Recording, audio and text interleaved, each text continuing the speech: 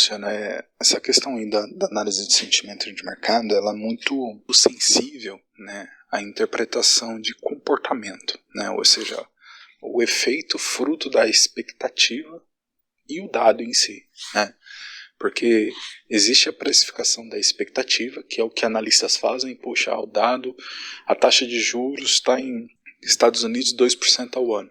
A expectativa é que haja um corte de 0,25 pontos, né?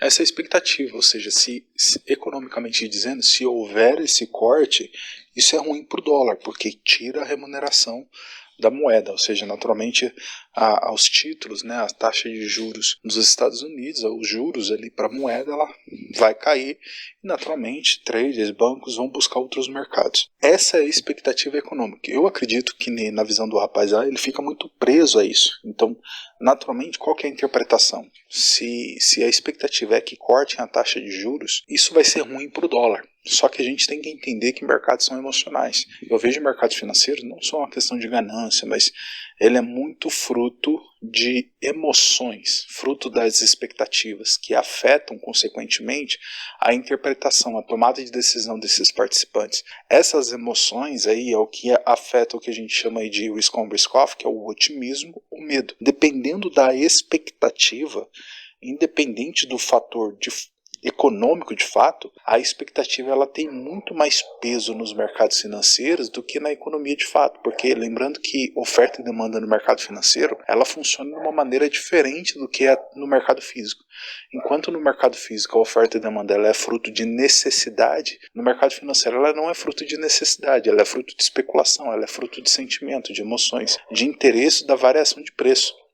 Ela não, muitas das vezes o player que está comprando não está interessado em ficar com aquele ativo, ele só quer operar a variação, ele está visando lucro só. Então, e por causa desse contexto, as emoções dos participantes no que diz respeito aí às expectativas, ou seja, de qual valor que vai ser agregado àquele ativo que ele está analisando, ela altera muito rápido, dependendo do dado econômico do evento. Então, se eu tenho um dado econômico, um conflito político, uma fala, às vezes pode alterar esse sentimento.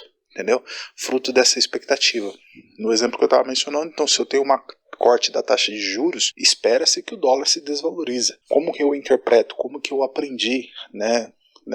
Tanto pela experiência quanto acompanhando aí esses profissionais de mercado. A maneira correta de você analisar o sentimento de mercado e a precificação ali do risco daquela operação, se vai ser um risk on, um risk off, é você ter a visão econômica, ou seja, a expectativa é que haja uma corte de juros. Então, teoricamente, isso é ruim para o mercado. Só que antes da notícia, eu preciso ver como que os mercados que estão atrelados àquela notícia estão se comportando.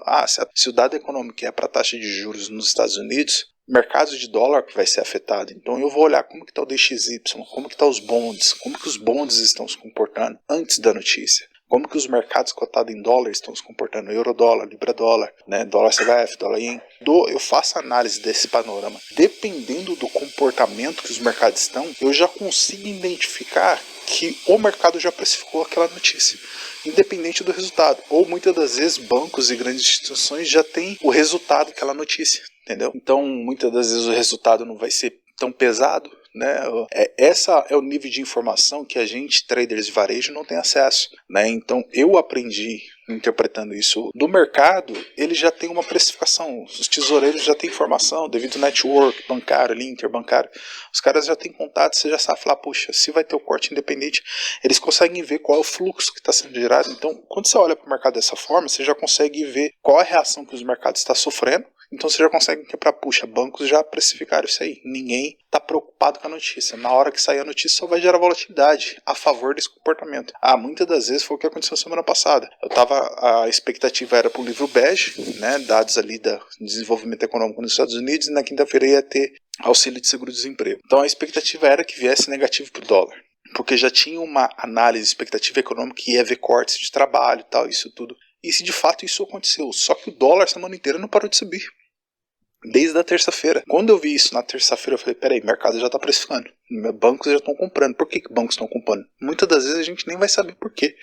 Mas eu já consigo interpretar que os profissionais já estão assumindo o risco, estão comprando dólar. Eu olhei quando isso aconteceu, eu olhei para o bonde, estava subindo, DXY estava subindo, dólar CHF subindo, dólar IEM subindo, dólar CAD subindo. Eu falei, peraí, por que estão comprando dólar se a expectativa econômica pro dado é negativa? Esse é o ponto que é o ponto-chave da leitura de sentimento de mercado. É esse cross, que ele chega até a falar no vídeo lá, que era do cross assets, né, o cross market, que você faz a confluência, o cruzamento de dados de informação entre o dado em si econômico com a expectativa. Como que o preço está se comportando? Esse é o segredo de sentimento de mercado. Então eu vejo quando o cara ele analisa, ele vê que o mercado está se comportando diferente do dado econômico, ele tem medo de entrar. Manipulação, especulação, sim, só que ele não entende que isso é o comportamento real, é o fluxo real do mercado, né?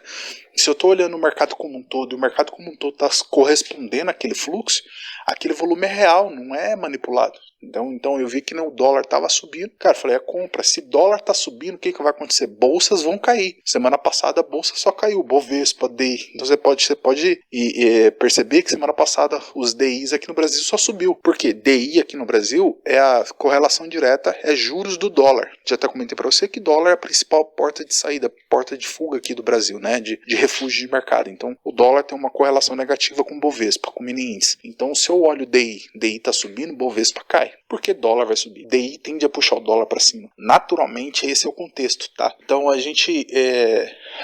quando a gente olha nesse ponto aí, a gente aprende essa leitura, né, esse sentimento de fazer essa confluência entre o contexto econômico, a expectativa, né, que é a precificação de risco. Qual a precificação de risco do mercado? E quando a gente fala de expectativa de mercado, a gente está falando precificação de risco, esse é o termo correto, que é onde vem o termo de risk on, risk off. O expectativa, o que é expectativa? Nada mais é, o mercado está otimista com esse dado ou o mercado está com medo desse dado? Então, com base nesse sentimento, eu já sei qual é o comportamento provável que os mercados vão tomar de acordo com cada ativo. Os mercados que são de risco e mercados que são refúgio. A leitura em si, na prática, operacionalmente, ela é muito simples, mas ela existe uma base muito complexa e muito bem estruturada por trás, que isso aqui que faz ser tão eficiente, que é o que eu vejo que muitos analistas não conseguem interpretar. Então, se eu vejo um dado econômico que é provavelmente negativo, né, eu primeiro analiso o comportamento do mercado. Se o comportamento está correspondendo e as correlações estão batendo em cima, cara, não tem erro, né? Pode entrar. Eu entro antecipado, antes da notícia. E a notícia, quando sai, ela só dá combustível para aquela direção. Foi o que aconteceu semana passada com o livro bege. Vendido em bolsa, SP500, vendido em Nasdaq, vendido em Bovespa até. Então, e o mercado e dólar subindo. E comprado em dólar, né? Vendido em ouro, tentando pegar vendas ali no ouro, apesar que o ouro segurou um pouco mais, mas ainda teve oportunidades. Então, esse é o ponto, eu acho, entendeu? A leitura de sentimentos de mercado é esse cruzamento ali da confluência entre o dado econômico em si, ou seja, a análise macro das notícias, qual é a precificação de risco que o mercado gera, qual é a expectativa, né, se é um otimismo, se é um medo, e de acordo com essa expectativa, ela altera o fluxo no mercado, né? De acordo com esse sentimento, o mercado ele injeta dinheiro ou ele tira dinheiro, e quando ele faz isso, ele altera o mercado, ele mexe com o mercado, as correlações elas começam a se movimentar, e esse é o rastro. Esse é o rastro que quando eu estou olhando no mercado, eu consigo identificar, né, para onde bancos estão botando dinheiro, né, mesmo diante de notícias, entendeu? Isso que é o bacana. Aquela ferramenta lá que eu mandei para você te dá esse panorama da América, Ásia, Europa, como que está o mercado agrícola. Você tem várias abas ali que você consegue separar, segmentar por setor. Então, aquilo ali para mim é a mão na roda. Eu olho na mesma tela como que tá, poxa, eu tô com um risk on, né, um otimismo. Então, bolsa tem que estar subindo, né? Daí eu olho lá as bolsas, as principais bolsas estão tudo subindo, validou a informação, o VIX está caindo, tá? Dólar está caindo, então eu começo a olhar, eu consigo ver isso tudo ao mesmo tempo, isso valida a minha entrada, entendeu? Aí eu vou pro preço, ele está formando estrutura a favor daquele viés, o volume está a favor, né, a parte técnica, né? Porque preço é a parte técnica, é a última coisa que eu olho. Eu sempre olho para o mercado, fundamentalmente dizendo, esse contexto anterior. Eu faço análise macro ali, quais são as notícias, veja a precificação de risco por meio da expectativa, que é o otimismo, o medo, que é o sentimento de mercado. De acordo com esse sentimento, eu já sei como que os mercados, as correlações vão ser afetadas. Dependendo do comportamento das correlações, eu já sei qual tomada de decisão que eu devo ter no preço do ativo que eu estou operando. É isso aí. Um abraço.